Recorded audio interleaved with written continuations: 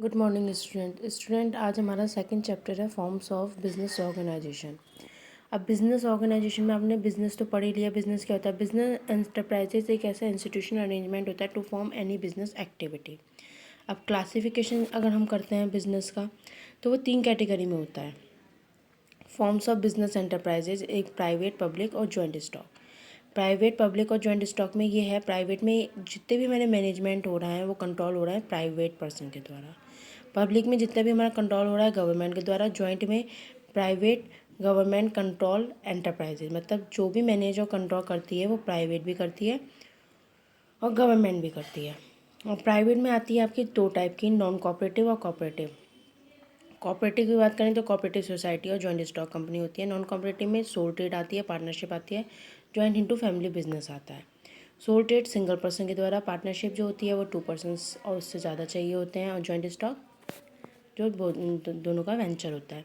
अब हम corporate firm को एक तरीके के लेते हैं कि अगर हमारा कॉर्पोरेट फर्म है तो वो प्राइवेट आइडेंटिटी है एक तरीके की, ऑनर का अपना आइडेंटिटी रहती है।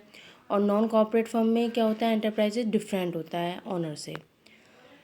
अब सोल प्रोप्राइटरशिप की बात करें तो सोल प्रोप्राइटरशिप में सिंगल पर्सन के थ्रू कंट्रोल होता है सारा, प्रॉफिट पे, लॉसेस पे, सब चीज़ें सिंगल पर्सन मैनेज करता है।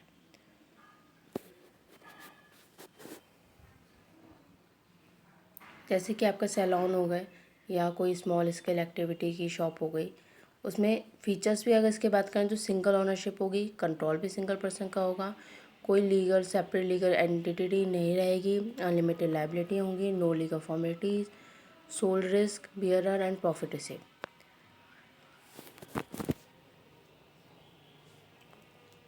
आई होप इतना पहले आप लोग स्टडी करके देखिएगा, इसमें आपको कोई प्रॉब्लम आने वाली नहीं है। अगर 1% अगर आपको कोई क्वेरी और प्रॉब्लम आती भी है तो आप लोग मुझसे लाइव क्लास आज मैं लूँगी, लाइव क्लास में आप लोग मुझसे डिस्कशन कर लीजिएगा। लाइव क्लास जब हम करेंगे तो उसमें आप डिस्कशन कर लीजिएगा मुझसे। और अब हम लिमिटेशन की बात कर लेते हैं। सोल प्रोप्राइटरशिप पे लिमिटेशन में लिमिटेड फाइनेंशियल रिसोर्स, जो हमारे फाइनेंशियल रिसोर्सेज होते हैं वो लिमिटेड होते हैं कि आपकी जो सेविंग्स होगी वो भी लिमिटेड होगी, बोरोड कैपेसिटी जो होगी वो भी लिमिटेड होगी। और लिमिटेड मैनेजर एबिलिटी की जो बात हो गई, वो sole traders can't be good in all aspect of business and he can't afford to employ expert also. ठीक है, हमारी जो मैनेजर एबिलिटी है सोल ट्रेडर की वो भी बिजनेस में वो अफोर्डेबल नहीं है एम्प्लॉय के लिए, वो एक्सपर्ट ही उसे मैनेज कर सकते हैं। सोल ट्रेडर्स कभी भी अपना सारा एक्सपर्ट बिजनेस का नहीं रख सकता, सिर्फ एम्प्लॉय कर सकता है उसे एक्सपर्ट के थ्रू, मतलब लिमिटेड मैनेजर एबिलिटी होती है, इसमें कोई एक्सपर्ट तो लगे हुए नहीं होते। सोल ट्रेड ही अपना जितना होता रहता है, आता रहता है बिजनेस में, लगाता रहता है, नहीं आता नहीं लगाता। अनलिमिटेड लाइबिलिटी होती है सोल ट्रेडर के पास, वो अवॉइड करता है रिस्क को क्योंकि उसके पास लाइबिलिटी जो है ऑलरेडी पहले से है, लोन ले रखा है ऑलरेडी पहले से, अकेला बिजनेस संभाल रहा है, अकेला सबको मैनेज कर रहा है, तो इस कारण वो कभी भी किसी भी टाइप की ऐसी रिस्क नहीं लेता है कि वो किसी पर्सन से पैसा और ले ले। अनसर्टेन लाइफ का भी कुछ नहीं पता, कभी भी कुछ भी इंसॉल्वेंसी भी हो सकता है, लूनेंस भी हो सकता है, मेंटली स्ट्रेस के कारण पागल भी हो सकता है, या फिर इलनेस भी हो सकती है, किसी कारण उसे बिजनेस ना संभाल पाया, बिजनेस बंद करना पड़ गया। तो ये सोल ट्रेड में ये सब चीज़ें देखी जाती हैं क्योंकि अकेला पर्सन बिजनेस संभाल रहा है। लिमिटेड स्कोप ऑफ एक्सपेंशन, मतलब लिमिट, पैसा भी कम है, स्किल्स भी उसे मैनेज की कम है, तो वो कभी भी एक्सपेंड नहीं करता अपने बिजनेस को लार्ज स्केल में। अब सुटेबिलिटी की बात करें तो सोल ट्रेडरशिप की जो सुटेबल होती है, जब पर्सनल अटेंशन दिए जाते हैं कस्टमर को, जैसे टेलर हो गया, ब्यूटी पार्लर हो गया, तो इसमें पर्सनल अटेंशन दी जाती है ना, तो वही चीज़ होती है। जब गुड्स अनस्टैंडर्डाइज होते हैं लाइक आर्टिस्ट, ज्वेलरी, या फिर कोई हमारे कैपिटल के मैनेजर स्किल देखें तो उसमें रिटेल स्टोर हो गया, ये सब हो गया। अब बिज़नेस जब रिस्क होता है वो एक्सटेंसिव होता है, फ्लक्चुएशन हो जाते हैं प्राइस में, डिमांड में, जैसे स्टेशनरी शॉप में हम देखने में आता है,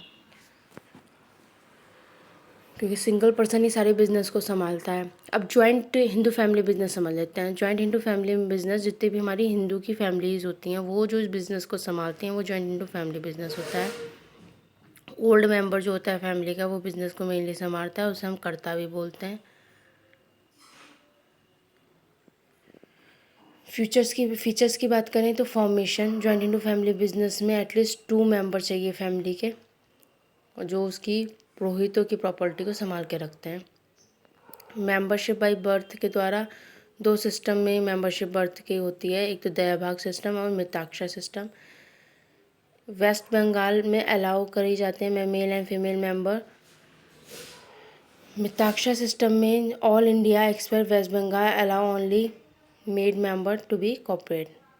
लाइबिलिटी ऑफ कर्ता की लिमिटेड होती है, but all other member is limited to the extent of the share property. Continuity की बात करें तो बिजनेस जो है वो नहीं अफेक्टेड होता बाय डेथ के द्वारा या इनकैपेसिटी। सीनियर मेल मेंबर ही करता होता है। Minor can also full fledge member of family. ये सारी चीज़ें, माइनर मेंबर जो होता है वो पूरा ही मेंबर रहता है फैमिली का। मिताक्षर 2 सिस्टम हमारे आए हैं जॉइंट स्टॉक फैमिली बिजनेस को करते हुए, तो हमें वो स्टडी करनी पड़ेगी। इसमें मेरिट्स एंड डीमेरिट्स इसके हम नेक्स्ट क्लास में, क्या हम मेरिट्स और डीमेरिट्स और ले लेते हैं, फिर पार्टनरशिप हम नेक्स्ट क्लास में करेंगे। अब जॉइंट स्टॉक फैमिली बिजनेस की अगर बात करें तो इफेक्टिव कंट्रोल होता है, क्योंकि जो सीनियर मेंबर है उसके एक्सपीरियंस ज़्यादा है, एक्सपेरिमेंट ज़्यादा कर चुका है लाइफ में अपने, तो इसलिए वो इफेक्टिव कंट्रोल रखता है। बिजनेस भी कंटिन्यू करता रहता है, कभी भी बिजनेस स्टार्ट कर सकते हो, कभी भी ऑफ कर सकते हो। लिमिटेड लाइबिलिटी होती है, लाइबिलिटी जो होगी वो करता ही रखता है, तो उससे लाइबिलिटी भी लिमिटेड होती है, जो उसे रिलैक्सेशन देती है माइंड में। अब सीक्रेसी की बात करें तो कंप्लीट सीक्रेसी होती है बिजनेस में, क्योंकि जितने भी डिसीजन होते हैं वो कर्ता के द्वारा माने जाते हैं।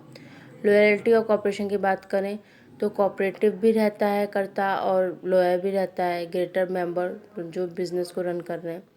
लिमिटेशन की बात करें तो लिमिटेशन में shortage of capital limited and castor property.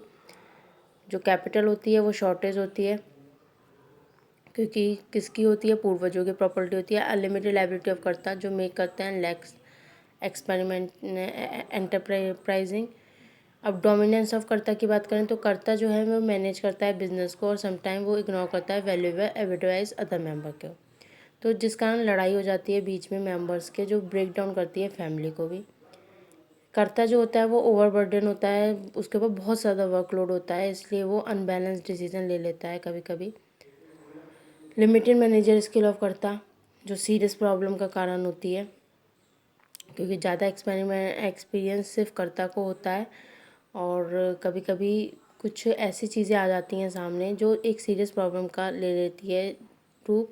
जैसे जॉइंट इनटू फैमिली बिजनेस में आप डिक्लाइन करते हो because diminishing number of joint into family business in the country, क्योंकि जो मेंबर्स हैं वो कम हैं जॉइंट इनटू फैमिली, तो इस कारण हमें लिमिटेड मेंबर्स में ही वर्क करना पड़ता है।